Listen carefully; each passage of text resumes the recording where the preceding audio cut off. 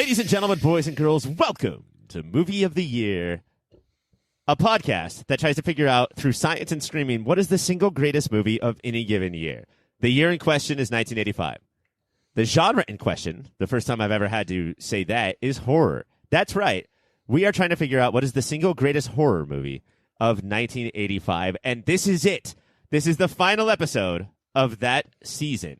Tompkins, we're here. We've done it. We did it. We made it to the end, which, of course, means we're about to have Big Scary Pop-Out Surprise. Oh, yeah. No, it's about to get crazy in here. Like, at any point, I could just be like, boo! You thought I was dead in the second episode, but I'm back now, bitches. Oh, my God. Microvanio 5, A New Beginning. It is. How will this be Do different? you want this burrito and or this bucket of chicken? So wait, you're coming back as Demon? Yeah. That's who I look up to out of all our 8 movies. Do you know, they say any good bonus season, as this is a bonus 85, should go 8 weeks longer than their real season that people cared about. So I commend you guys. Oh, I'm so glad that, Mike, you can come on and just give shit for literally no reason. That's I'm awesome. sorry that we actually take our time to make these episodes good. Well, obviously we don't because we invited Mike onto this episode. Oh! That's true. Yeah. That's hurtful. Now, before we get going, this is I did say that this is going to be a potluck, and we each brought a dish, or I'm sorry, a horror-based potluck would be like a spooky. This is a spooky potluck. We all brought a dish based on one of the movies that we're talking about tonight. Mike, tell us about what you brought. I brought a gelatin mold of brains, a real thing I owned as a child. I have kept it, have made it. Eat this Jell-O, you gross fucks. It's just brains, so we're going to eat brains. No, it's Jell-O that looks like brains, even worse than eating real human brains. Jell-O sucks. That sounds delicious. And that's based on which movie? I'm going to say Return of the Living Dead, when everybody groans brains the whole damn time. I know I eat dessert to stop the pain of living, just like they eat brains to stop the pain of death, so I get it. Yeah, Jell-O is the most sidestep of dessert. Like, good news, you have dessert. Bad news, it's fucking Jell-O. I'd rather eat more leafy greens. Fuck that. Tompkins, that a terrible thing to bring to a spooky potluck. What did you bring? I brought cups. I think usually there's not enough cups. Ooh, what is that based what will on? we drink? What movie? Is it Pitch Perfect? Yeah, for Pitch Perfect. Good. I'm so glad you read the entirety of the email and really nailed the assignment. It is going to be a long way home. You brought cups from Pitch Perfect. Awesome. Thank you. I do good, right? What I did was basically I made a lot of buffalo wings, and then I pulled off all the skins, and then I put all the skins together, and then put them all on a stick. There's only one, and we're each going to lick from the stick at the same time. Just the skins of buffalo, and I think that's Freddy Krueger's face is what I was doing there. Yes. I was thinking of making corpse soup. I do have a From pocket full the of hit movie maggots. Phenomena? Yes. Oh, yeah? Yeah. That wasn't for the potluck. That's just a thing I have sometimes, so. But I'll share. And by maggots, you mean the people who voted for Donald Trump? Yeah. And the people who love Slipknot. That's what they That's call it. it. Their fans. That's a circle of a Venn diagram, yeah? Oh, for sure. All right, good. So we're going to take a quick break. We're going to fucking eat this Jell-O and lick this buffalo wing skin and drink out of cups. And when we come back, Tompkins made the cups. We're gonna do the biggest award of the night, best horror scene.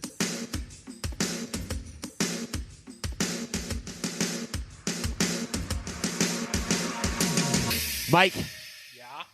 did the year at least deliver on the set pieces, even if the movies didn't totally work? And I do not mention anything specifically because they might get nominated and you're going to ruin the fucking surprise. Okay, But- so in general, without digging the specifics of Keep what it did to a good, yes or no answer. Yes. It's a podcast, Mike, yes or no? Yes. Next question. Did you not think that they did it? No. Next question. Tompkins, do you think that this is going to be an award where maybe 5 nominees aren't nominated? Like, is there enough here to like make an award, or was it kind of a bullshit year for that? No, there's definitely going to be. I mean, from between Day of the Dead and Return of the Living Dead, like He's doing it. He's mentioning movies. Is that allowed, Ryan? Yeah, no, I said specific set pieces, Mike. Yeah. He's mentioned. We all know the 8 movies, but we don't know the specific set pieces. So Yeah, No, it you was see supposed to be a surprise. there's like a good 3 or 4 from each of those that could be nominated. So there's definitely going to be some people who unfortunately miss out. And I think there's 6 films that had solid set pieces. Yeah, what are the 2 that didn't? The fucking franchise films really blew it. yeah. Nightmare No way, Friday, dude. Nightmare had. No, I think Nightmare had like some good ones where the guy was like, this isn't nominated, so we can talk about it. Nightmare, where the guy was turning into Freddy, but it was like there was a hole in his head, and then they looked into the hole, and there was like a tiny head there going like, "Hello." Okay. Hello, it's 7 me, films Freddy. had set pieces. All right, let's get to the nominees. Mike, the first nominee is from Day of the Dead. It's the dude getting ripped apart. Yeah. Yeah, I mean that's talk about Jello. That guy just so fucking gooey and real horror there. Like We're not fucking here to promote your new podcast, Talk About Jello. All right? Yeah, you guys don't want to talk about Jello? We're gonna try every flavor and watch me get a headache every time because that's just what happens when I eat Jello. Green lime is the best. Yeah, it's so weird that it's slow. It shouldn't be scary, but it was so gory that it fucking made up for it. I mean, like, so many of these things, because they're practical effects, you try not to be that 2020 very smart, very awesome, very opinionated, cool guy that can, like, see the strings, quote unquote. Mm-hmm. That one I couldn't, man. No, it really I did think look they like they killed fucking somebody. tore it Someone is apart. definitely dead. That fucking bunker. Tompkins, the next nominee is from Fright Night. It's the final battle in the house where everyone just pulls out all of their special moves and tries to kill Chris Sarandon. Yeah. Yeah, as a full set piece, I think that this one definitely is a strong contender because they really go through the paces, you know? Yeah, this is when is it Amy? Is Amy the girlfriend? Yes. Amanda Burst. So there's like a secondary bad guy, and then when it starts, you're going back to like his handyman who's run up the stairs a few times. Like there's just so many different video game bosses you have to get to before you can get Chris Sarandon. Yeah, and that one guy that was never explained, right? He's like the helper. I thought he was a normal dude, the Renfield. the Yeah. Renfield of the movie, but He's just some dude. then he cannot melts die. at one point. I don't know. Who knows? Mike, the next nominee is from RE-ANIMATOR. It's Dr. Hill versus the gang, all of the heroes. And I think that I would describe this part as where we think that we're going to win, but then the bad guy, Dr. Hill, snaps his fingers, and then all of the zombies get up in unison, and there's like this dance fucking crazy kill party. Yeah, I don't know why the other guy even invented the serum to let one zombie be king zombie to control all the other zombies. That's a crazy fucking Certainly a flaw in your the plan. formula, yeah. Also, I assume that this Well, he uses includes- telepathy to make them all come alive at the same time. This includes the intestine strangling, right? It goes up to that? Yes, it does. Yes. Yeah. That alone. That's awesome. Yeah. Cool way to kill somebody. Yeah. I believe this is where John McClane came in, wrapped the intestine around his waist, and then jumped off the building as it exploded. Classic. Tompkins, your next nominee. And actually, we had some words about this. Yes. I think that we thought differently about this scene is Herbert and Dan versus the cat from RE-ANIMATOR. Yeah, I mean, this one's tough to place, I guess. It's a very funny scene. I don't know. But it also because you get the first like hint at something in the beginning in Germany or wherever Herbert was at first, and then this scene like it is scary. Look at Dan's face, like I'm living with this freak already, and then this is happening to my cat. Like I think this walks that line of horror comedy so well. I agree. I think it's spectacular. Cat I would say doesn't like look Mona real. Lisa, this, and then POD. Cat don't. Mike, the final nominee is from Return of the Living Dead. It's Tarman. Abe Tarman versus the punks. Yeah, to boldly this early in zombies be like, you know what if they didn't just look like gray people? I'm gonna do something crazy, never explain it. And he's like King Zombie. It looks like he should be able to control the zombies with his thoughts. I loved this guy, this animatronic weird thing that they created. It's genuinely like- creepy looking. They do it. Yeah. it's a little like we see him a lot, but it's still a little Jaws level of like I want to see him more. Show him more, dude. He's so weird to look at. Can he be the hero of the next one? Tarman, the Ape Man. So your nominees, gentlemen, are Dude Ripped Apart from Day of the Dead, The Final Battle from Fright Night, Dr. Hill versus the Gang from Re-Animator, Herbert and Dan versus the Cat from Re-Animator, and Tarman versus the Punks from Return of the Living Dead. Gentlemen, who's going to take this down? Man, get Rip Apart. And the Rip Apart, man. Yeah. Seems like a good one. All right. And the winner is... Oh, he's ripping that envelope apart.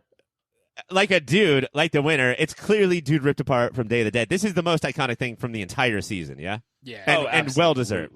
Yes. It's the most iconic thing from both seasons. Of the 1985 horror. No, I'm saying name one thing from regular 1985 Moody that compete against Man Rip Apart. Burning down of that house. No. Ron. Yeah. No. When the Breakfast Club and the Goonies all ran into the Ron Castle and burned it down. Burning down. Okay, that I had forgotten about. That is a strong. That's 85 as fuck. Let's go right into it, gentlemen. This is Battle 2. Your number 1 seed is Re-Animator. Your number 4 seed is Fright Night. Oh, what? No. I know. This is when it gets rough. These two films. Is this the final 2 in your guys' head? No. I honestly like it. I am as in much suspense as I'm sure our listeners are in right now. I have no clue how this is going to play out. Can you just pretend like that we have an audience and you're a professional? Do you have to make fun of them all the time? Pretend like you're not Cousin It, you shaggy-headed fuck. Why? My hair looks nice.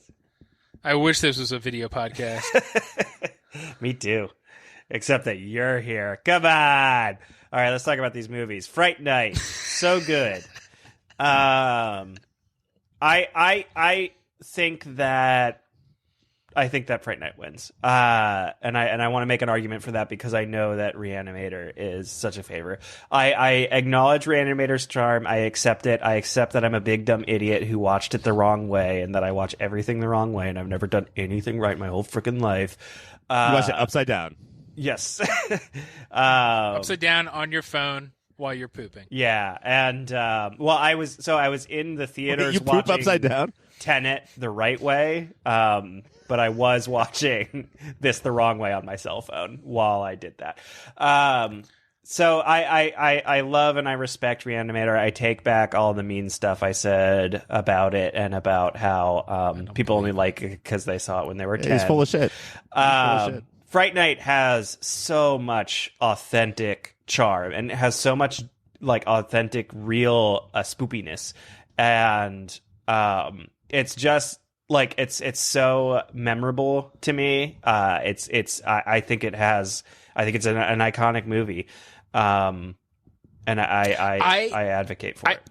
I probably would have leaned towards Fright Night, but how defensive and scared he sounds, it was really making me rethink the boons that Re-Animator gave us. I would watch Herbert and Dan's sitcom. I wish that was part of TGIF, just like little 22-minute chunks of Re-Animator and their different adventures through horror landscapes.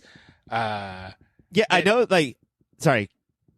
I was going to say that the friendship that they built, I think it doesn't focus too much on it, but I think really nails what they both bring to it. Yeah, and like at a certain point, and Mike, you and I can stare each other right in the eyes when I say this. At a certain point, you just have to say, "Well, this is the friendship I have," and everybody brings skill sets to the table, and that's just it. But I bet you and I both think one of us is Herbert and the other is Dan. I would be furious if we revealed who's what. Okay, so actually, the way that I think of it is, I am the doctor. I'm Dr. Hill, and you're the head in my hands. Yes. Hey, is that romantic? That's fine. I get to go down on stuff. I know this is going to sound like me contradicting myself from last week's episode, but I don't know. It's bracket time, and sometimes you have to like do this shit. Fright Night. I said that Fright Night was awesome because of all the ideas, but when you're comparing it to something like Re-Animator, I think that this is why it kind of falls short. Is that Re-Animator is this really? It's actually a really tight, as far as script and tone kind of thing, where it sets out to do something and then does it. Whereas Fright Night, and again, I just complimented it last week about this, is a little bit more flailing. It's a little bit more well, let's throw this in and let's throw this in. And even with the unexplained telepathy? Shut the fuck up, Mike. How about that? Can you tell what I'm telepathically saying to you right now? Shut the fuck up. I got a little bit of that too.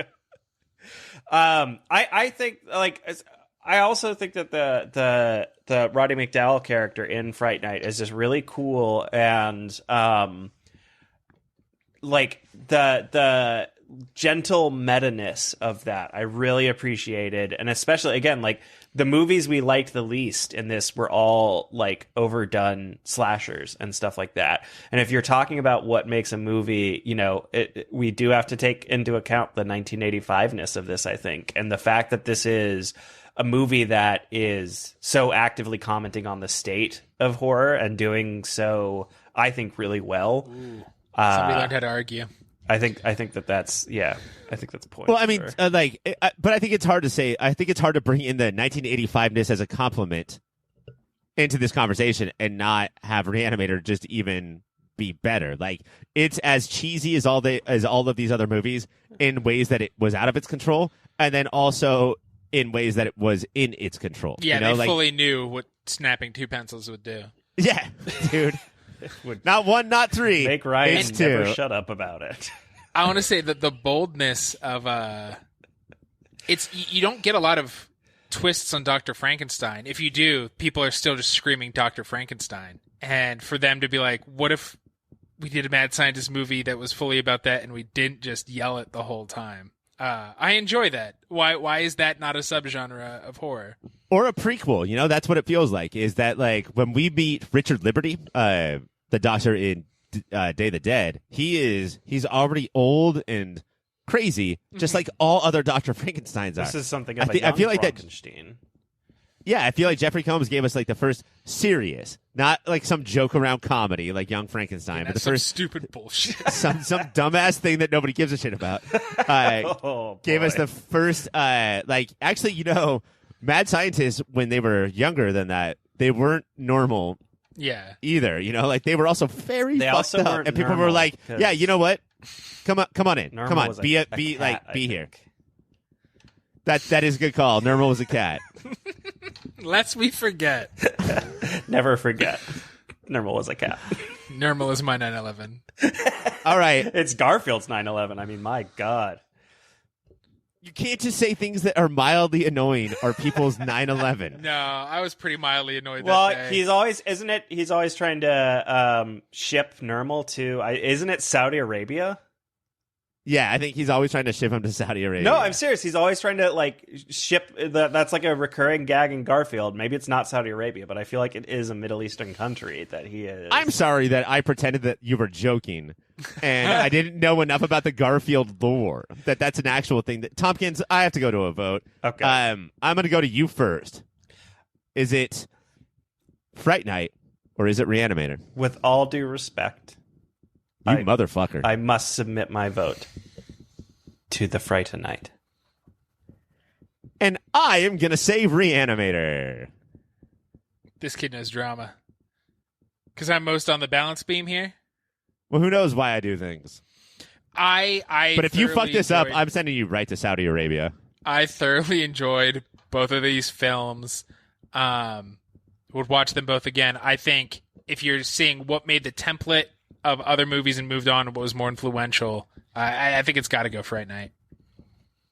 What the fuck? This whole thing is now under protest by not just me, but all of our listeners. Tompkins, just so everybody knows, is dancing like the fat kid from the Super Nintendo game Micro Machines. I think his name is Walter, and this is how he celebrated. No, I think that's a fine reference to bring up right now. Yeah, a little bit. It's certainly not worse than Normal.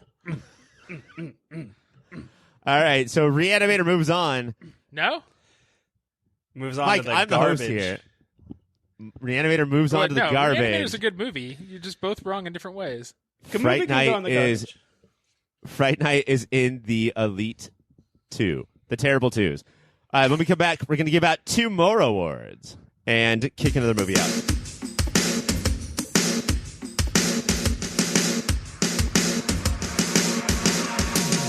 The next award, gentlemen, is On-Screen Duo. This is where two people hang out, and it doesn't have to be romantically, but it can be.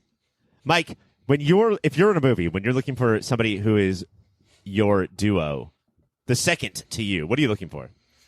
What do I look for? You look for Tompkins. No. Oh. I like to be comfortable and not always on edge because somebody might say something funny or the most devastating thing I've ever heard about a thing I didn't even know I was sensitive about. So You can probably take not look it. for Tompkins. No, you can take it. Come on. I think that Tompkins feels like you're being redundant right now. When you say funny or devastating, Tompkins like, yeah. Why would you say the same only thing type twice? of speaking? Yeah. I think like none of these movies really had like a fun will they won't they necessarily, which is what you want in a romantic duo on screen. So you want to like have them be able to bounce off of each other, right? Like how close is it to Screwball? Like how close are they on a train trying to make that report in time? That's the more I want. That you want His Girl Friday. Yes. Okay, Tompkins. What are you looking for in your partner, your on-screen partner? I think you want a lot of opposites attract, and you want a lot of, you want one half of the duo's flaws to feed into the other's strengths, I think. And vice versa. I also think you want, especially in a horror movie, a healthy dose of the jealousy. So you want them to be foils, and by that I mean first, outer, inner, last. Yes. I agree. Tompkins, like we're going to start PEMDAS? the first nominee for on-screen duo. It's a lot like PEMDAS, yes. The first nominee for on-screen duo, Tompkins, is Charlie and Evil Ed from Fright Night, a couple that we have talked about a lot tonight as maybe not even being friends.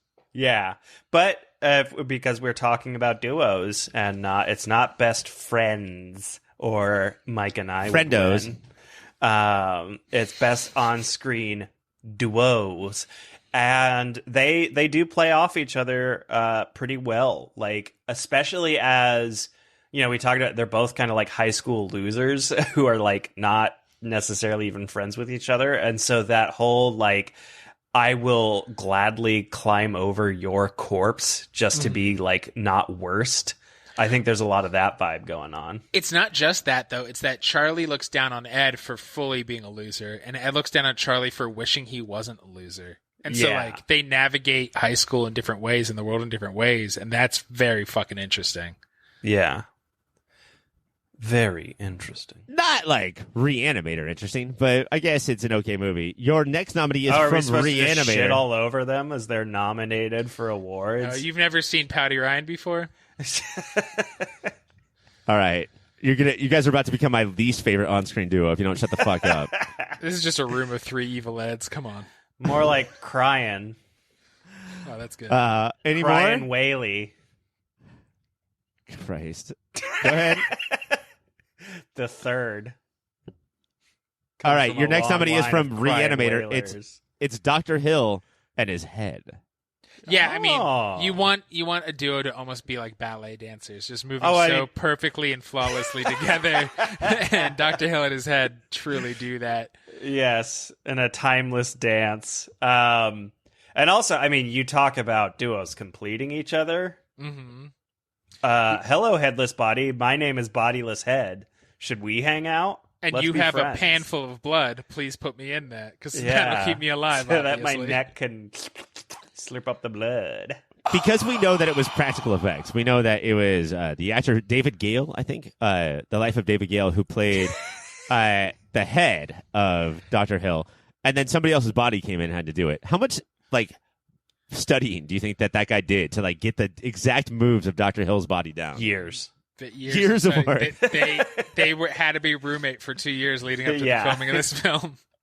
Yeah, they started filming. They started filming Re-Animator in 1978. Oh, I'm sorry, Tompkins. Did you just get the name Re-Animator confused with Fright Night? Did you, in the last round, did you go to vote for Re-Animator, but you accidentally said Fright Night? I was confusing Re-Animator for a moment for the movie that rightly knocked it off. Day of the Dead is the next nominee. Nuggets it. Tompkins, Day of the Dead is the next nominee, and it's Dr. Logan and Bub. Yeah. Is this the true romance of the 1985 horror season? Absolutely. A real mentorship, a real, like, if you have daddy issues at all, you're going to love this Zombie. relationship. Meet daddy. You're either a Dr. Logan or you're a bub. And when you have a zombie and a daddy and they get together, what do you have? A zaddy. Did we ever talk about the fact that Wolverine always calls people bub and his name is Logan? Oh, my goodness. Is Chris Claremont just a huge Day of the Dead fan? It's possible. And he does often try to put Walkmans on people's ears. Yeah. And also, if you show him a book, he will get like kind of angry and confused the same way that Mike often does. Well, they're bullshit, and I don't believe they lie. Where's it got all them little marks in it? Mike, the next That should be for drawing. Is from Fright Night. Oh, I'm sorry, Re-Animator. Apparently, I get those movie names confused, just like the two of you. It's Herbert and Dan from Re-Animator. Yeah, it really does feel like, I don't know, like bosom buddies or any or Felix and what's the messy guy? Oscar. Like this is the horror version of this. Here's these two opposites attract, but they could just work together well. I fucking love Dan and Herbert together. Is it Just killing improper cats. to say booby buddies? Because bosom is too old-fashioned? Yeah. Can we Well, update why not titty that? buddies? Titty buddies? Why not titty friends? I think it's tit tots. Tit Tots tots, means friends yeah. now. Yeah. I think it's established very early on that Dan knows that Herbert is the worst, but when his girlfriend says, hey, he should move out, like, you should not let him live here, he's like, fuck you, bitch. He's going to. We're going to love each other forever. That's friendship. That's fucking friendship. Tompkins, the final nominee is Jennifer and Inga from Phenomena. Yeah, this one's tough. I mean... And this is on-screen, not off-screen. Do it. Yeah, off screen they are not a great duo unless. Well, I mean, how many classic behind the scenes they couldn't stand each other, but that's what fueled their chemistry. Well, it's just because Jennifer got with Inga's boy. Yeah, A different monkey. A different monkey. Yes, is what I was trying to say. There's not a lot of romantic duos in this, but the chemistry between Jennifer and Inga, I mean, my God. The whole time when they hug at the end, because they've both been through a traumatic thing. Yeah. And just knowing how scared Jennifer Connelly was that, I was like, oh, she could act even that young, because she is hugging her and being like, please don't bite me again. Well, it wasn't necessarily filmed in chronological order. Nope, in my head it was. But still, you can't help by watching They had that and not to, thinking otherwise that, they couldn't keep it straight. Thinking that, like, Jennifer Connelly is right now hugging the person who saw Jennifer Connelly's hand and just said, oh, that has too many fingers, and then just went to town on it. All right, gentlemen, your nominees for on-screen duo of 1985 horror are Charlie and Evil Ed from Fright Night, Dr. Hill and his evil head from Re-Animator, Dr. Logan and Bub from Day of the Dead, Herbert and Dan from Re-Animator, and Jennifer and Inga from Phenomena. I have the envelope here. Who's going to win? We're fans of monkeys here, so I'm betting Jennifer and Inga. That's such a good bet, dude. We fucking love monkeys so much. I think the big duo from Re-Animator is going to take it, and I think it's theirs to lose. Herbert and Dan? Yeah. No, Head and Hill. Or Head and Hill? Herbert and Dan. And the winner is Dr. Hill and his head from Re-Animator. We're also pervs. Yeah. You're all so lazy. All right. Let's move on to the next award. It's called Best Sex. And, Mike. Yeah, it is. As someone who has done a bunch of seasons of Movie of the Year, can you say a bunch of sex? Obviously, I was not going to do that. Can you explain what best sex means? It doesn't. Yeah, it doesn't mean like healthy necessarily. I don't know. Most scarring, most memorable. How do they come across that these two characters would be having the sex? Like if the two of us were in a movie and I gave you a purple nurple, that's best sex. Not a purple nurple, then that could be nominated, right? For it's just sure. anything. It's anything that like we think looks like sexual stuff because we're stupid. Yeah. If you could throw gauzy curtains over any of it while sex. Let me tell you, if it makes me want to yoink my doink, it's a friggin' best sex candidate. That's why Ryan and I don't do purple nurples around Tompkins anymore. But yoink his doink means separate the Oreo and lick the cream out and throw away the two Oreo so cookie parts. to watch him do. He just makes nonstop eye contact. And the noises. Why does he make those noises? All right, Tompkins. I hesitate this, but I'm going to go to you. The first nominee for Best Sex is from Friday the 13th 5. It's the Nymphos in the Woods. Okay, that had me yoinking the doink. There's Oreos all over the apartment. It's like having Dr. Skin on the podcast. It's like, oh, I give this 3.5 boners. Sex so hot, it ruined her career. Well, also her last name was Voorhees in real life, so yes. That's not going to help. No, neither of those. You can't teach your name Voorhees. No, and all honesty, this gets, I would say 5 out of 10 yoinking the doinks for me. It's pretty middle of the pack. You do 5 see, yoinked doinks. I am in a, which is actually a lot because I can't do it many more times than that. No, we know. Freaking pass out. I'm an appreciator of the female body, and I got to see one, and that's always fun. They do have sex for approximately 3 seconds, which is realistic, but not in the original cut. This was the original director's cut. It was a 6-minute scene of them having sex. Yeah, show me the original director's cut. I'll bump that up a few yoinks. I'm sure that you're going to yoink your doink a couple more times if you can see 6 minutes of them having sex. Mike, come on, man. Talk, please.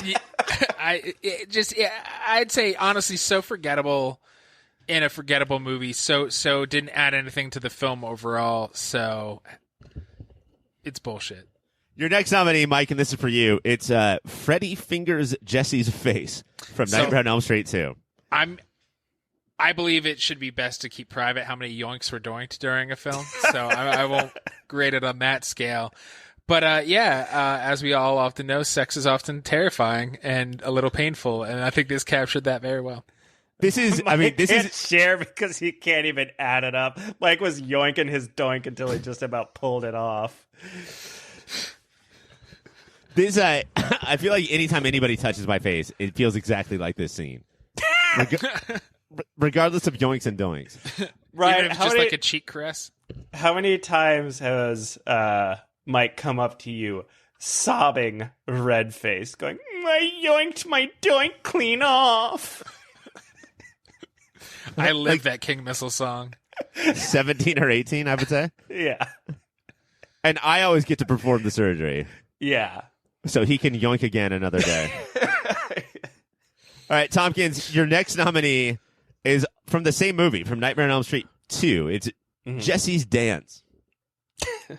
And he he simulates the yoinking of the doink in this with a little... Yeah, so you see what we mean by sex. It's not just like pee-pee in vajiji. It's, if you make us think of sex, you're gonna get nominated. Where there's just that Leonardo DiCaprio fucking screenshot from Once Upon a Time in Hollywood, just pointing to that's sex. That's sex. Because he dances sexually with a pop gun, and then the pop in the pop gun comes out, and I was like, oh, that's cum. That cork is cum. Yeah. The cork has come. And then his parents come in and are like, what are you doing in here? It'd be less embarrassing if he was jerking off. Yeah. Than dancing like that. Yeah. You're going to make the best dad, Mike. It starts because he's unpacking his room, which obviously will get one quite horned up because you're touching so many little objects. And sometimes I will call masturbation unpacking my room. So. Yes. I call it touching little objects. And Mike, so then he cannot help but shake his booty just a little, and then the booty shaking itself can be quite sensual, and he gets worked up, and before you know it, he is thrusting. Ryan, you were right to try to cut that off. Mike, the next nominee is from Phenomena. It's when Jennifer puts a bug on her hand, and the doctor's like, oh, that fucking... And the bug just goes to town on her hand. And also Jennifer at the same time is like, gotta say, kind of like it. the pure lust in her eyes and in that bug's booty shaking. But it really is the doctor's reaction that lets us all know this is sex. She's like, is this a roach? And he's like, no, it's a cockroach. And yeah. Gross. Should we move on? Yeah, let's move on. Yeah. Tompkins, the final nominee for Best Sex is from Return of the Living Dead, and it's when Trash just stays naked for the entire movie. God. Let me tell you, she has one full human set of skin. It covers every inch of her muscles. That is somehow creepier than if you were. Yeah, this is so much worse. I will say, like, it feels like that you're like, instead of jerking off, you're like sizing her up for a lampshade. It did like. There was world building because one of the other punks is like, "Oh, Trash is getting naked again." So this is like a reoccurring thing. Yeah, and he rolled his eyes. Yeah, he was like, he's over it. And which is other guys pull out road flares and like just dance around, and this is like punks be punks, man. They're just dancing in a graveyard. That's the kind of shit when me and my punk friends are hanging out. We go to the graveyard, take off the clothes, and there's all of that skin. Yeah, they're all the punks, and you're the guy in the ill-fitting suit who's there for some reason. Tompkins is the guy, the leader, who looks off into the distance, and he's just like, I don't know if it's worth it to wear these chains anymore. I don't think people understand how important these chains and all of these spiky things are. All right. Your nominees are from Friday the 13th 5, The Nymphos in the Woods. Nightmare on Elm Street 2, Freddy Fingers Jesse's Face. Nightmare on Elm Street 2, Jesse's Dance. Phenomena, Jennifer and the Bug on Her Hand. And Return of the Living Dead, Trash stays naked for the entire time. Gentlemen, what's the best sex scene of 85 horror? Bug. I think Trash probably takes it. And your winner is... It's Jesse's Dance from Nightmare on Elm Street 2. Jesse, which I think says so much. Jesse's Dance. I wish I had Jesse's Dance. I wish I had those moves. All right. Jesse's Dance. Instead of taking a break, we're going to eliminate another movie. Gentlemen, it is time. And I know that a lot of us wanted this to be the final, but it won't be. It's happening now. It's Day of the Dead versus Return of the Living Dead. They did me. Yes. That's awesome. And they smooched just a little bit. Yeah, in the fight, they smooch just a little bit, just like any street fight should. It really is like, do you want to go with like Romero has come out as the Godfather and the more serious of the films, or a movie that's like, remember, zombies can be fun? I really do think that if we took a poll, it really says a lot about what you want from a horror movie, right? Based on how you vote in this poll. Yeah. Like, I think that they are equally, we're always talking about like setting your bar. Like, what is the movie that you want to make? And do you clear that bar or do you hit the bar? These movies both cleared their bar. Mm-hmm. Like, they're both good, but they're such different bars that it basically comes down to like personal preference. Yeah. And I gotta. Mm-hmm. Both of you at the same time, go. Okay, so the thing is, Day of the Dead, it's like, it is the underdog here, I think. I think most people would Day of the Dead? Yeah. I disagree. Go ahead. I think most people, like, if you opened this up to the public, which you would never do... they're idiots. They're so stupid. Would be like, Day of the Dead? Oh my god, that one's so much worse than the others. Like, it does not have the cult following, it seems, that Return of the Living Dead has. So that gives me, like, a natural affinity for it. Specific, I like to root for the underdog. I'm something of an underdog myself, even though I'm so strong and brave. So that makes me root for it a little bit more. The tough thing for me is that, we're talking about like, oh, it's almost like they're two opposites, but just a little bit, Return of the Living Dead eats Day of the Dead's lunch on this, because it does like the existential world is really no shit ending thing. I would say like kind of just as well as Day of the Dead does. All interesting stuff. Thanks, Tompkins. But Mike, I'll go to you. Could RE-ANIMATOR come in here and beat both movies? I don't think that's allowed in the rules there, Ryan. What the fuck? The board handed down, here's how all brackets have always worked. So. I kind of think, though, that Tompkins, that you hit on something of, I'm trying to now remember from the two movies, which of the two had the most, like, stupid-ass boring scenes. And all of these movies had a lot. So instead of saying like what was the best, which one was just the stupidest for the longest? Day was stupider longer. Return of the Living Dead is zippier. I think there's more memorable characters that aren't agonizing to watch and be around. See, that's hard for me though, because they're doing two different things. Like you said, like Return of the Living Dead is zippier. So like, you know, it has an inside track on that. Whereas Day of the Dead is like trying to build like more of a gloomy atmosphere, and but then it ruins it with the two hyenas. Yeah, I mean, like, do you guys? I mean, like, it basically like evil Mario and evil Luigi, and I wish that we had a word for those. What would you call an evil Mario and an evil Luigi? If only there was something. Eeyore, an Eeyore, and Luigi. They're terrible, and like, they actually pull away from what is it, Richard Liberty is doing, because I think that his is like a different tone but still comedic tour de force, and those two motherfuckers are like they're from a different movie but in a very, very bad way, you know. And George Romero's going to take all this time to like build up this thing where like now we're going to take zombie movies more seriously than they have ever been taken, and then the two hyenas, like, it sucks when they're on screen, and not in like a cool like Joffrey from Game of Thrones I like rooting against him way. Just suck. They just suck. They suck the air out of the room. Where the comedy in Return of the Living Dead, I think, is more naturally built in without taking out of the film. I'll die on this hill for no reason. I don't necessarily think that they were meant to be going for comedy. I think that they were meant to be just like going for like overly macho and abrasive and difficult to be around. And I do think that they perform a sort of like function in like the tone building of the movie, because you see them and you're like, fuck, like I'm stuck with them. Yeah, but that kind of thing, like, I get that they oppress the main character. Like, it's very hard for her to be around them, but that doesn't mean I should feel the same way the whole movie, because you're still trying to be entertaining. Unless that was sort of the plot or the plan, you know? Like, I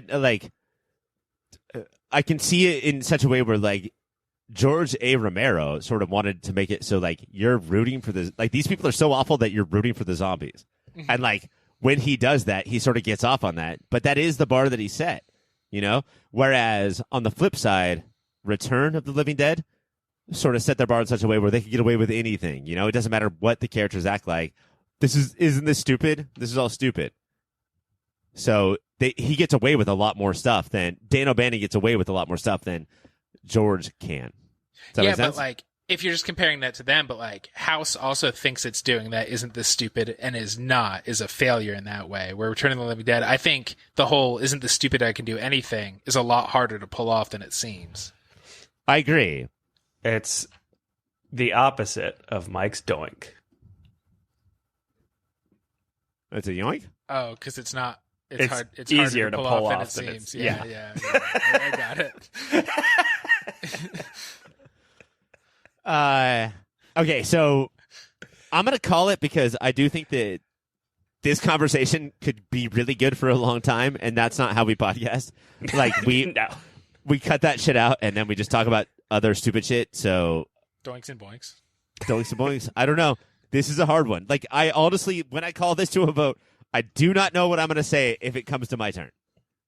I know. Mike, you are have up. The extreme privilege of going third. I am Day up. or Return? I hadn't seen Return since high school. I've seen Day more recently and knew I liked that one. I was shocked how much I fucking love Return of the Living Dead. And I feel like it is oft forgotten in zombie talks, and it should not be. It's dope. This movie's great. Are you here to promote your new podcast, Zombie Talks? Zombie Talks. Tompkins. I'm sorry, what? I was just reaffirming my vote is for Return of the Living Dead.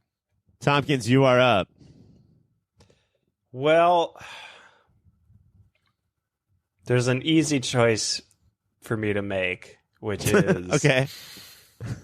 To let Ryan choose by saying Day of the Dead. Are you serious right now? Yep. But that's not your actual choice. It could honestly go either way for me. It's really tough to decide, and I'm curious to see what Ryan has to say about it. I ain't no fucking critic. Jay Sherman over here.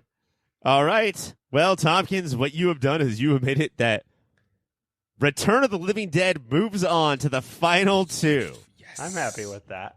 I just, Day of the Dead was serious in all of the best ways and all of the worst ways. It didn't make it sort of like it was a boring movie. And Return of the Living Dead is just, like that's what we want to see, right? And it's a knowing way of making trash, including writing a character named Trash. So we have our final two. It is Fright Night versus Return of the Living Dead. When we come back, the final awards for Best Actor and Best Actress, and who will be the best movie of 1985 horror.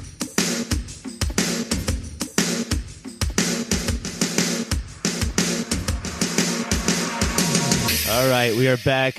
I just want to let everybody know that we appreciate female actors more than probably any other podcast, and we're on record for that.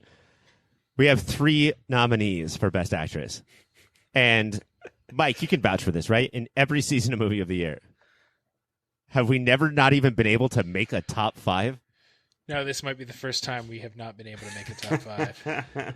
All right, Mike has vouched. It's a full And I vouch too. Tompkins, the first nominee is Laurie Cardille from Day of the Dead.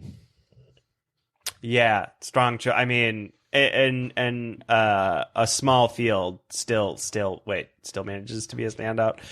Would stand out even if it was a big field, a big wide open field with amber waves of gray. And she, patriotic. Yes, now's the time for that, right? She.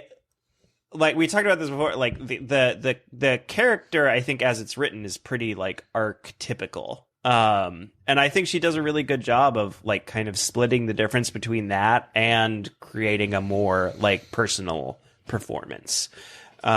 She doesn't have a lot to work with as far as like personalizing this role because she's mostly just playing like,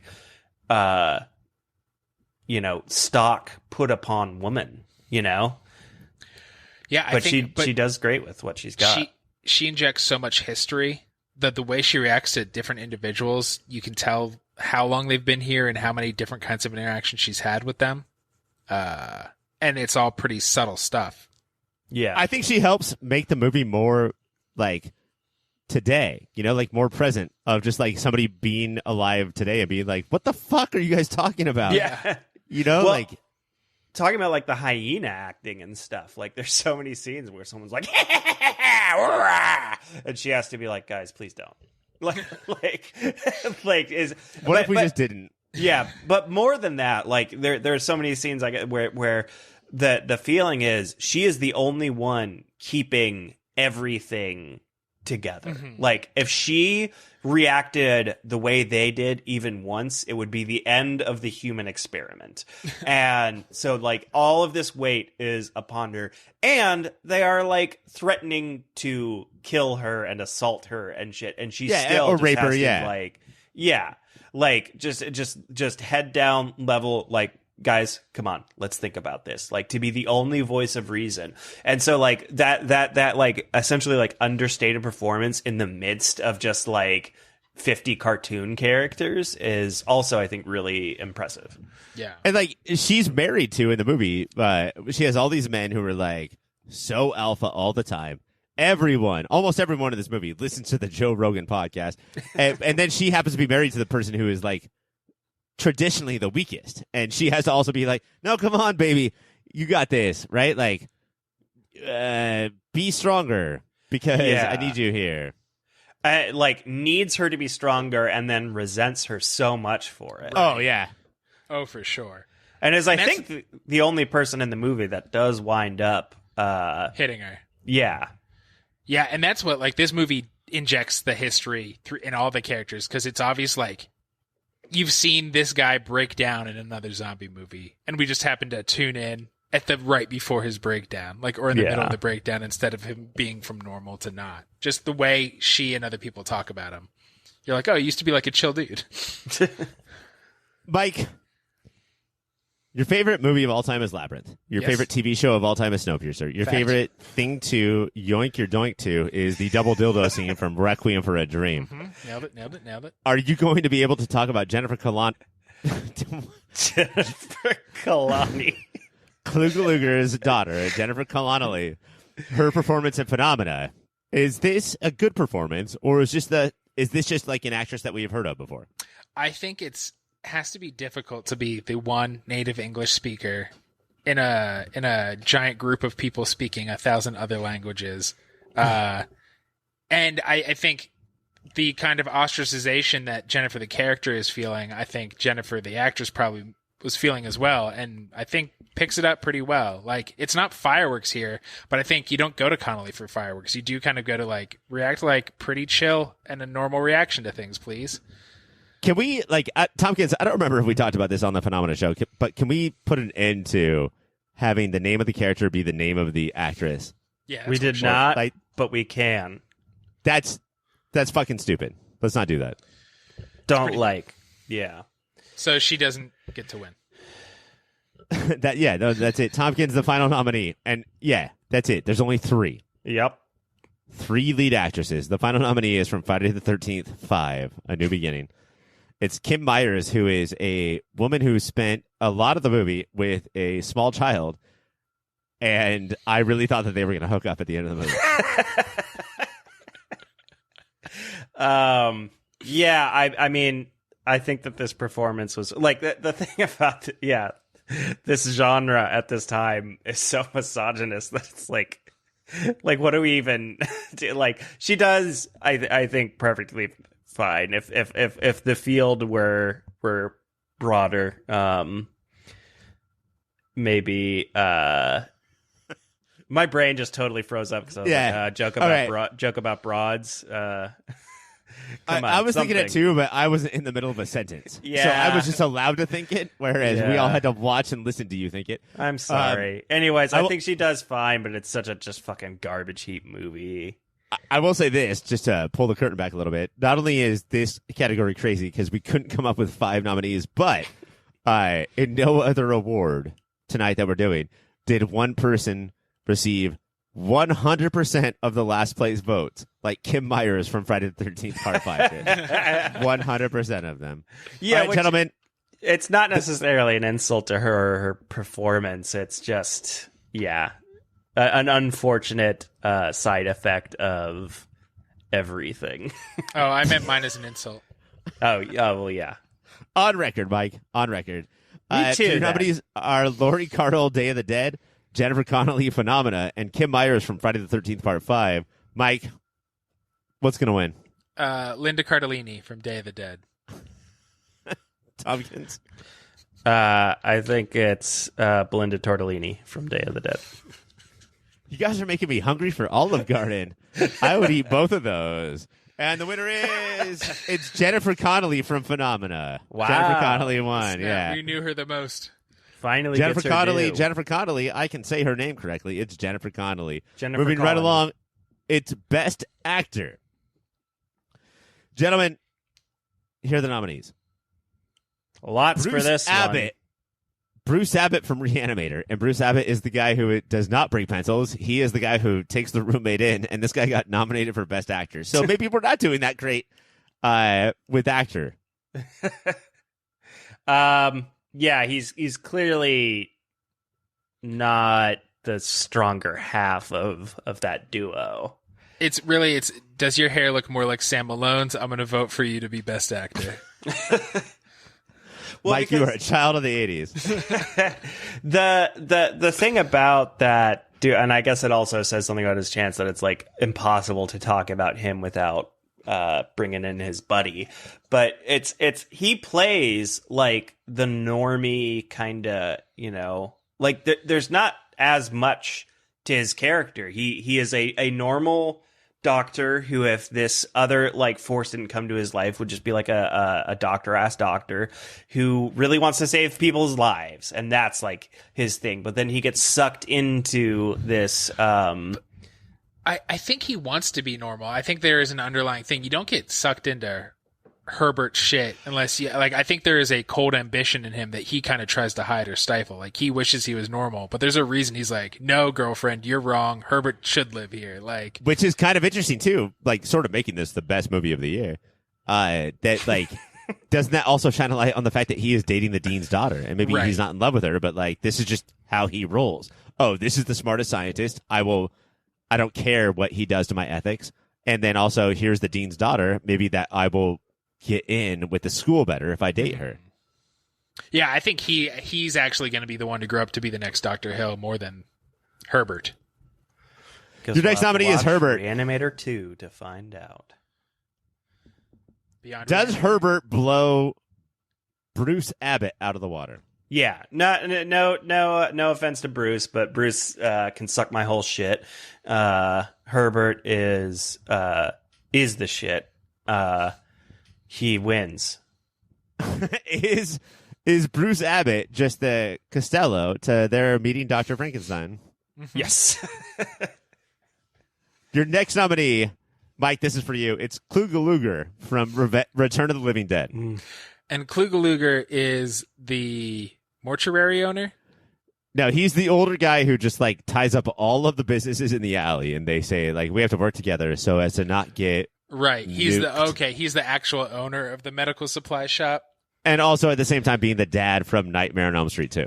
Yes. Yeah, I'm not going to talk about that part though. I think Kluge won best name for sure, and yeah, he has this weird like businessman, like, here's what we got to do. Okay. You tell me about this movie, but it's different than real life. Okay, let's do this. Like, just the way he responds to everything, I really respect here. He rolls with all the craziness. And Tompkins, remember that text that you sent me about what you found out about Kluge? No. No? That he was the guy in the back of the taxi cab at the beginning of Tangerine. Yes. Who throws up everywhere. Yes. So Kluge has had a career. Yeah, Kluge very important leader to our film watching careers. Tompkins, your next nominee for Best Actor is Mark Patton from Nightmare on Elm Street 2. I have to say that for this one, the documentary hurts his chances. It shouldn't. And it's tough because, like, in the documentary, like, obviously you feel bad for his story, you know? Like, awful, awful things happened to him. But you're also just, like, listening to talk about it and being like, I don't know if you're a good person. I don't think he is, but I would say that he was definitely game the entire time, right? Like, whatever they asked him to do, he did it, and, like, he jumped on that bed, and he pulled that dance. He did that dance. And that's what I want from an actor. I will say, like, this is more from the documentary, but, you know, the moment where he talks about how, you know, like when he's confronting the writer and they're talking about the dance, the now infamous dance, and he says, like, why, like, you know, I'm just there acting, and, like, why couldn't someone have pulled me aside and said, like, this isn't working, it's not doing, you know, and like, there is so much, like, genuine human sadness bound up in that moment. It's crazy too because right about this time we had Risky Business, right? That had another dance that was famous, both to hetero and homosexuals, right? Like, it was a big deal, that dance. It's very iconic. As iconic as that dance is, it is. I'm going to guess 1/10 of the screen time as this guy on screen. Like, the dance goes on forever. That's kind of I feel like a theme throughout, like, almost all 8 of these movies is, like, some version of a dance scene that is just stupidly long. Do you think it's because that they hit 82 minutes and they were like, well, we have to be 89 minutes? Yeah. So they just added 7 more. minutes of dancing. Yeah, just 7 minutes of dancing. Mike, your next nominee for Best Actor is William Ragsdale from Fright Night. This is the guy from Herman's Head. This is the kid who is best friends with Evil Ed, who is the main character, basically. He is the main character, but I think it is a little bit of Seinfeld syndrome. There's so many other interesting performances going around him that his is pretty forgettable. Do you think that he does a good job with what he is given, which is just basically to, like, look at all of the other more interesting people? Yeah, he doesn't take you out of it, and it is interesting to say the hero of it is kind of selfish and whiny, Like, there is a take on Charlie that's not a normal horror movie hero. Because he really does mistreat every other character in the movie. Literally like everybody. The mom, his girlfriend, his best friend, his neighbor, everybody. He's just like, Shinham, I hate you. I'm Charlie. This is my movie. Get on my movie. And Tompkins, finally, it's the final nominee is Chris Sarandon, also from Fright Night. Love this performance. Love Chris Sarandon. Love that he gave Susan Sarandon his name. He didn't have to do that. He didn't have to let her have it. But now we hate Susan Sarandon, though. Do we? Oh, yeah. Well, Boo, a bunch of people seem to think that because she has political opinions, she is responsible for, I don't know, apparently every bad thing that's ever happened. Yeah, she got Trump nominated and then won and then wrote the Harry Potter books. Fuck that chick, dude. That's crazy. She should not have done those things. It's great. I like whatever. Now that we brought it, the vitriol people have for her is wild. I really truly don't understand it. For voting for fucking Jill Stein in California, who fucking cares? Holy shit, who cares? It's Dr. Jill Stein's monster. Yes. Anyways, Chris Sarandon, he's like this. This is the type of role he was clearly like meant to play.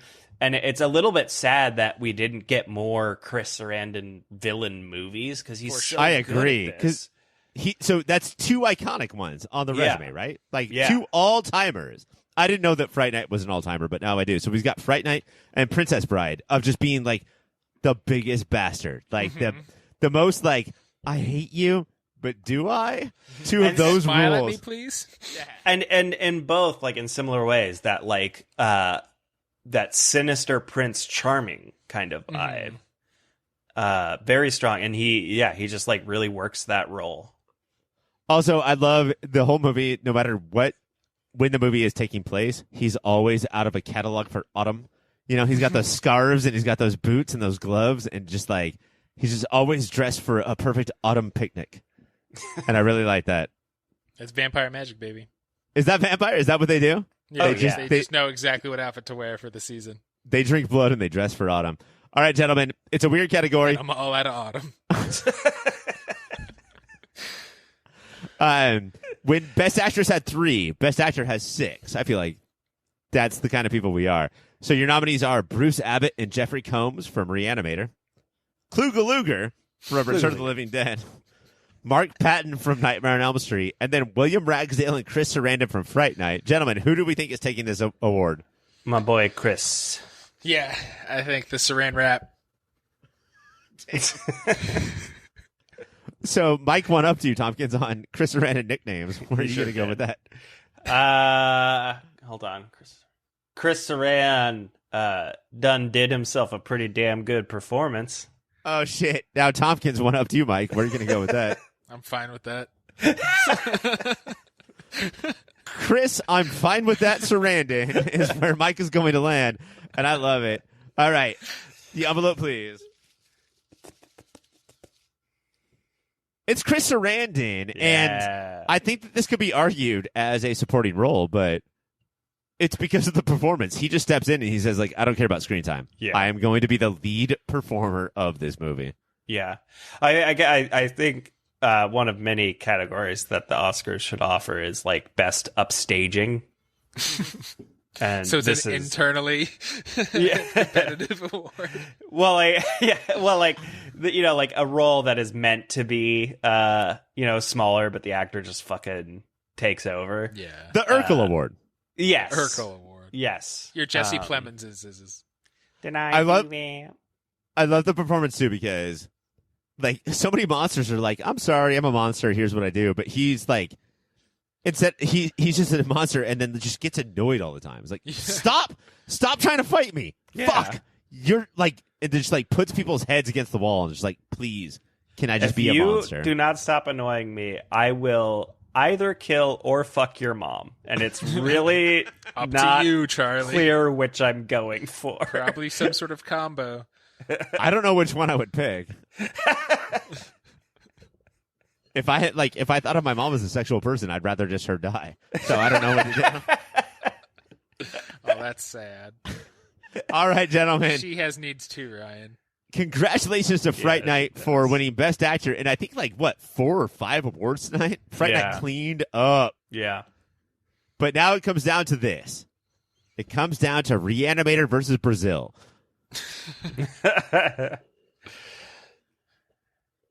All right, I'll read the script. What it comes down to is Day of the Dead. No, I'm sorry, Return of the Living Dead versus Fright Night. Guys, what is the horror movie of 1985? This one's tough. This because in the other show no one cares about, which I forget, it was Come and See versus Back to the Future. Was that the most twisted of combinations, right? Maybe, yeah. I think that came up, and it's really forces you to question, do I value having fun and the big picture cinematic experience, or is the fact that this other movie is I'm going to permanently break something inside you? Which of those do I really care about? But here, the interesting thing is the two most, I think, authentically fun movies made it all the way to the end and got to the other, but it's still two very different types of fun and funny. Yeah, if this was Phenomena versus Day of the Dead, then I'd be all right, gentlemen, we have reached peak movie dipshit asshole, and now we're just trying to figure out who to impress. But we did cut all of those movies, those very serious movies, and fuck them. These two, I think, I don't know. RE-ANIMATOR is obviously better than both, but I think if you pound for pound, the movie that stays tonally the same and knows what it wants to do the whole time is Return of the Living Dead. I think it just it walks the horror comedy line the best out of all of the 8 movies, and more than Fright Night, and is just, I don't know, there's something fascinatingly compelling about it that Fright Night I love, but does not have that same thing for me. It's just the thing that I'm thinking about Return is that if we're talking about watching a story, we're and we want stuff to happen. Return doesn't really have that. It's not as much of somebody dies as Friday the 13th Part 5, but it sort of is set up a premise and then set piece after set piece after set piece. Whereas Fright Night sort of, a lot of stuff does hinge and change on the characters and what they throw into the movie. Yeah. Even though I think that it is flailing, even though I think that it is a more insecure movie than Return of the Living Dead. I don't know. I also, so I talked about before about how this movie has that kind of mid 80s it factor. And I still cannot quite pinpoint what exactly goes into that, but this has a big time movie fun feel that is also what you get in Back to the Future, or in, it's not as big budget or whatever, but the sense of we are at the movies to have fun, and the specific ways that it brings that out are so satisfyingly 80s. I think that is Fright Night's biggest advantage over Return of the Living Dead. I know, but Return of the Living Dead it's you. It's all fun all the time, and then you're oh man, now I have to leave with this thing. I have to leave with this thought, and I love that. That's sort of what I want, The sucker punch at the end. I think that the 80s ineffableness you're talking about, Tompkins, it's the kids versus adults. That's super 80s. It is just that's a big part of it. The dark side of it. Then what movie is not that though? I think these two movies both handle kids versus adults perfectly, right? Well, this is Return of the Living Dead is sorry, I'm choking. Go ahead, finish your yawn. Return of the Living Dead is young adults versus old adults more. It's like, younger crusty punks, but they have like jobs and shit. Whereas, like that 80s thing of like, now kids who are actually my age, or at least supposed to be my age, are the stars of these movies. Fright Night definitely has more of that. But like, so the thing is, so to me, that is what makes it hard to lean too far away from Fright Night. But Return of the Living Dead is also like super 80s relevant. We talked about it, like the Cold War stuff, and it's just like it's so fun in a different way. And so the other thing too is it's not just 85, it is the 85 horror season. And if Fright Night is like more perfectly like 80s, Return of the Living Dead is more perfectly 80s horror. Like that like kind the of goofiness of the scares. Kind of, yeah, the lo-fi. I see what you're saying, but like, the goofiness. But Fright Night is like in the suburbs, and it's when you think everything is perfect, but it's not. Return of the Living Dead goes to like actually more 70s stuff of like when things are scary, they're always going to be scary. Like when you're in that alleyway where it's only bad businesses, but and the zombies are just like, send more cops. Yes, dude, which. That's an all-timer. That's a fucking home run right there. Send more cops. And then on the other side, they're like, alrighty. All right. 1,000 cops coming your way. But Fright Night, I think, hits that thing of like, but it'll never hit the suburbs. Oh my God, it's hit the suburbs. I think that's more of an 80s thing. Yeah. All right, guys. I'm gonna vamp for like 15 seconds while you guys make your decisions. And this is it. It's Return of the Living Dead, 1985, versus Fright Night, 1985. Mike, what is the 1985 horror movie of the year? In our farts and in our hearts, it's Return of the Living Dead. Interesting. Tompkins? Man. Talk us through it. He gave you 15 seconds. I know what my choice is, but it is so hard to let go of the other one. Like, it is so unfair that a movie has to lose this. I really enjoyed and got something all fun. win? Tompkins, let me help you out real quick. You can't say Re-Animator. Yeah, and I wouldn't. Am I allowed to say me? I mean, that's a very Tompkins thing. It's the Tompkins birth movie from 1985. It is horrifying. It is Return of the Living Dead, but God, do I hate to see That's shocking. I didn't know Fright he was gonna Night get that route. go, but God, do I love to watch it walk away.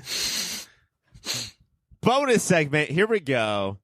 Return of the Living Dead wins 1985 horror.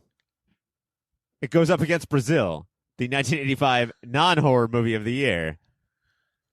Tompkins, you have some thoughts on Brazil. I would like to hear none of them. Mike, what are Tompkins' thoughts on Brazil? He definitely thinks that Sam is the hero, but everybody he sees himself in Sam is dumb, because how can we all be the guy who sees through the bullshit? Oh my fucking God. All right, Tompkins, I'm going to go to you. Return of the Living Dead or Brazil? You know what? I'm going to say Re-Animator.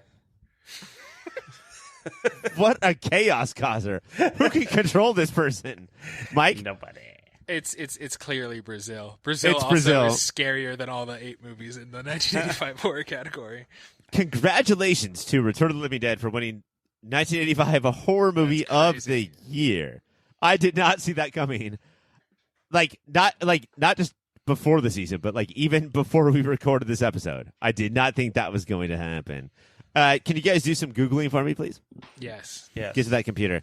Tompkins, we'll start with you. Where can we find Kate Dellis, co-host of the Day of the Dead episode? We can find Kate Dellis on Twitter at Kate_Dellis, DELLIS. Mike, Simone Norman was the co-host of Phenomena episode. Where can we find her? I believe she's on Twitter it's at YSimoneY. Yeah. Just cut me off as I said it. That's fine. I know it better because she's my best friend. But I was saying it. Don't and care. I did it. And it tuning Don't out care. the news. Don't care. I'm sorry, Mike. Tompkins was stepping on your lines. Where else can you find her? He was saying don't care while I was trying to get people to watch Simone's satirical news show, Tuning Out the News. But Tompkins doesn't care because they're best friends. Simone's biggest credit is Tompkins' best friend. Oh, my God. That's the fucking millstone hanging around her neck. Tompkins. Yeah. And Mike, don't interrupt. Don't prove what a simp you are for C. Craig Patterson. Don't prove that you would ruin your entire life and relationship just to hang out with C. Craig Patterson. Tompkins, where can we find C. Craig Patterson? I met C. Craig before Tompkins did. What? I met him before Tompkins did. We can find C. Craig on Instagram. Yeah, but I got closer to him just like I do everyone else we both meet at a New York Story. Not all me. One word. Yeah, well, come on. Mike, the co-host, the co-panelist of the Nightmare 2 episode was Taylor Wilhite. How do we find him? Oh, man. Taylor Wilhite. Where can you find him? Taylor Talking Taylor? No, that's not going anymore. Hat News? No, he gave up on that too. No, this is not a time for you to insult Taylor. Oh. It's at A T lost Money employee. Bagels. At T-Money Bagels and watch his delightful root beer float or just root beer critiques. They're really getting us through quarantine. I Tom, told him to do a new one, and he did it like an idiot. Why would you do Such that? a mean bully. Because, yeah, like, why would you set that precedent? Especially seeing the way, like, he sees how I treat you two, and he still didn't put up that first strong barrier, and now I'm just inside forever.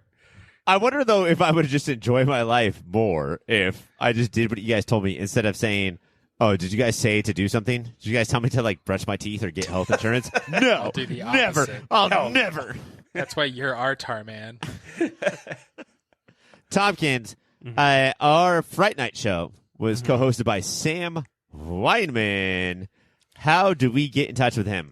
We can find Sam Weinman at Sam Weinman on Twitter, and he is the director of Shudder's upcoming queer horror doc. And keep an eye out for that. Follow his Twitter and follow at Shudder. And we're gonna have him back, and when his movie comes out, and we're gonna see if we can like talk about queer horror after watching the documentary. That's what I love to do. Like, Yeah. oh, I've seen this movie, so I know all about queer horror. Thank you, Sam Weinman. Don't worry about it. We're gonna have him Mike, back so I can confront him about not following me back on Twitter. and Mike, you should have him on your show, Talking so hard. Jello, because he really does look and talk a lot like you, but way better and way more handsome. Yeah. It's infuriating knowing that there's just a better version of me out there. And Mike, you've been like really working on yourself lately, and I mean this is like a I true, know. genuine. You are my friend. Like I admire so much, like the fact that you are out like in nature, walking your dog, like truly living your best life with your wonderful dog and wife. You've been putting a ton of work into your own like health. Like you eat very healthy, you exercise. I love this excitement. And you did all that to like kiss the bottom of Sam Weinman's feet. He's a talented and handsome man. Mike, I love that you put a goal in front of you, and it was to look like the person who was most passionate about every neighborhood security guard like, job. Like, just like, who watches the neighborhood the most? It's a guy that looks like Mike. Mike, tell us about Christina Ellsberg. She was the co-panelist on Friday the 13th, Part 5, A New Beginning. Christina, you can follow her at Great Christini, like the bread, CROSTINI. And you said tell you about her. So Yeah, tell us about her. I thought we were becoming closer friends, and then she like just stopped returning texts. So I guess it was always about. Oh Tom my being a God. connection. So, I can't. I'm trying to I out can't- Tompkins here. Yeah, I can't believe that I've set up my life around two people who all. The only reason they exist is if I say a name, they will say how they don't speak How to come them they don't anymore. like me more? Here's how they've wronged me. Why are all these people not liking me more? I feel like a Care Bear that hangs out with 2 torn up teddy bears, just like eyes hanging out and stuffing coming out, just being like, "Wait, come on, take to me." And Tompkins, finally, the last guest that I want to give a tribute to is Alex from Beyond the Void, who talked to us about Return of the Living Dead. How do we talk to Alex? Yeah, I'm sure that he would be overjoyed that his movie won. You can find Beyond the Void at BTV Cast on Twitter.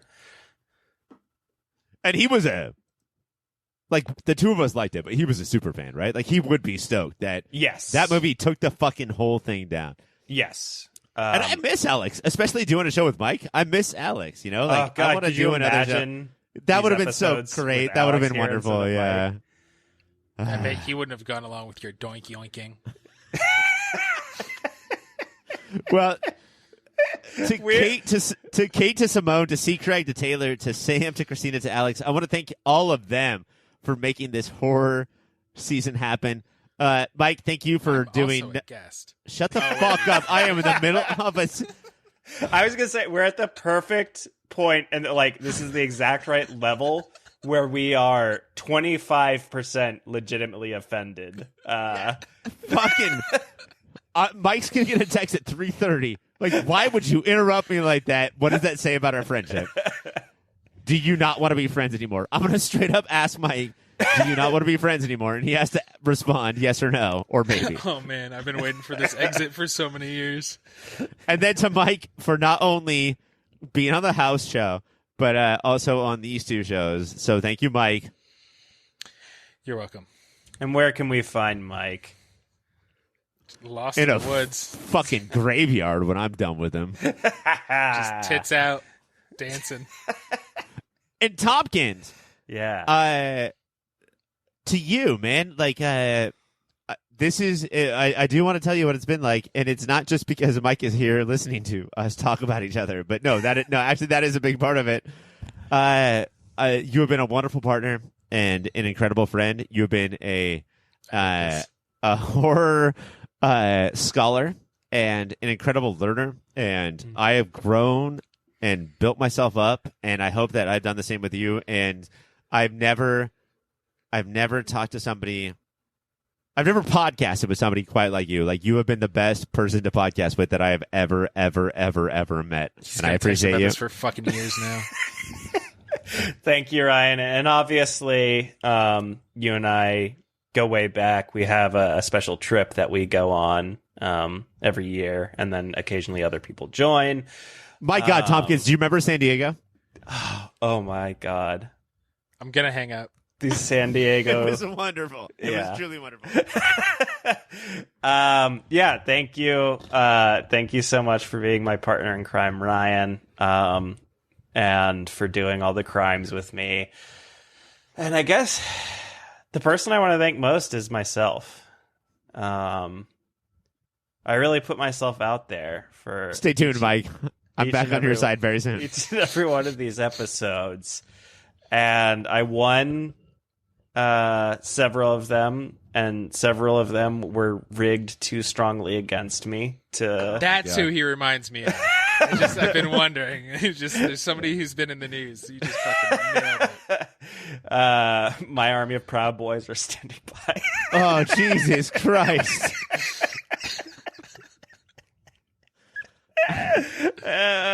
And I truly love both you, Ryan, and Mike, and I mean that from the bottom of my heart. And I truly love anyone who somehow listened to all of these with all of us.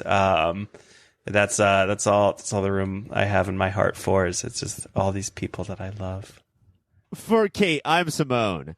For C. Craig, I'm Taylor. For Sam, I'm Christina. For Alex, I'm Mike. For Tompkins, I'm Mike. For Ryan, I'm Tompkins. For Mike, I'm Tompkins. For Ryan, I'm Mike. Congratulations to Return of the Living Dead, the 1985 horror movie of the year. Did not beat Brazil, but that's okay, bro. Next time. Next year, I think you can do it. Let's just give them another shot against each other. But until then, let's get Sleepy Mike to bed and keep watching those movies.